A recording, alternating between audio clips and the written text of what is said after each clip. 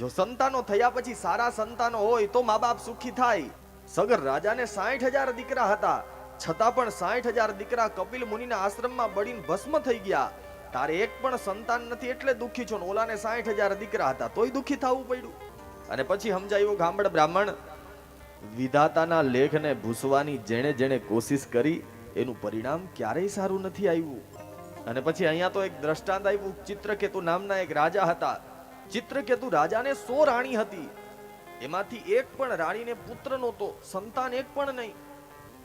એટલે પછી એક દિવસ અંગીરા નામના બ્રાહ્મણ ઋષિ આવ્યા. એટલે ચિત્રકેતુ રાજાએ કીધું કે મહારાજ, આટલી બધી ધન સંપત્તિ, આટલું સારું રાજ્ય કરું છું, એક પણ દીકરો કે દીકરી નથી, એક પણ સંતાન નથી. સંતાન થાય એના માટેનો કંઈક રસ્તો બતાવો.